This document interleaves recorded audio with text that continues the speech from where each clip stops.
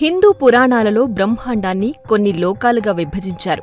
ఇవన్నీ విరాట్ పురుషుని శరీరంలోని అవయవాలుగా భావించారు. మహాభాగవతం 2వ స్కందంలో ఈ లోకాల గురించి వర్ణన ఉంది. మొత్తం 14 లోకాలని, వాటిలో ఊర్ధ్వలోకాలు అనగా భూమి నుంచి పైనున్నవి 7, అధోలోకాలు అనగా భూమి నుంచి కిందనున్నవి 7. ముందుగా ఊర్ధ్వలోకాలు చూద్దాం. అవి 7. 1 భూలోకం. ఇచ్చట స్వేదం అనగా చెమట నుంచి ఉద్భవించు పేళ్లు లేదా పేరులు, నల్లులు మొదలైనవి.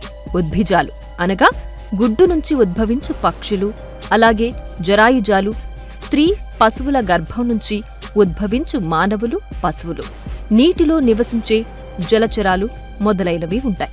2వది భువర్లోకము. భూలోకము పైన ఉంటుంది. ఇచ్చట సూర్య, చంద్ర, గ్రహ, నక్షత్రాదులు, అశ్విన్యాది నక్షత్ర సదృప్యాలైన గ్రహరాశులు, సూక్ష్మ శరీరులైన కిన్నెర, కింపురుష విద్యాధరులు కలరు. సువర్లోకము లేక స్వర్గలోకము. ఇది భువర్లోకము పైన ఉంటుంది. ఇక్కడ అధిష్టాన దేవతలు అగు ఇంద్రాదులు, దిక్పాలకులు, వర్షవాయువులు, ఐశ్వర్యాదులు కలరు. వీరితో పాటు సాధ్యులు, మహర్షులు, గంధర్వులు, అప్సరసులు కలరు. వీరు కామరూపులై భోగాలను అనుభవింతురు. వీరికి వృద్ధాప్యం, శరీర దుర్గంధాదులు ఉండవు. వీరిని క్షుత్పిసలు బాధింపవు. వీరు అయోనిజులు కావున మాతృగర్భవాసం వీరికి ఉండదు. మహర్లోకము. ఇది సువర్లోకము పైన ఉంటుంది. ఇక్కడ దేవతలు తపస్సు చేస్తుంటారు.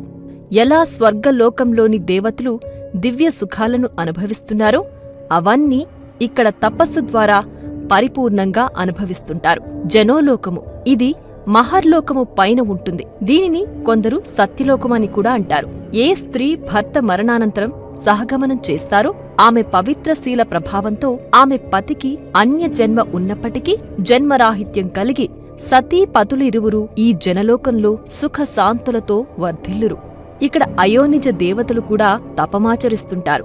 తపోలోకము. ఇది జనోలోకము పైన ఉంటుంది. ఇది సనత్, సనక్, సనందన్ మరియు సనాతన్ అనే 4 కుమారుల నివాసం. వీళ్లు విష్ణుమూర్తి యొక్క మొదటి అవతారాలు. వీరు అమరత్వం కలిగి 5 సంవత్సరాల చిన్నపిల్లల రూపంలో ఉంటారు. వారు బ్రహ్మలోకానికి, మిగతా లోకాలకు సులభంగా వెళ్లివస్తారు. ఇక్కడ అయోనిజ దేవతలు కూడా నివసిస్తారు. పంచభూతాలు, పంచేంద్రియాలు వీరి అధీనంలో ఉంటాయి.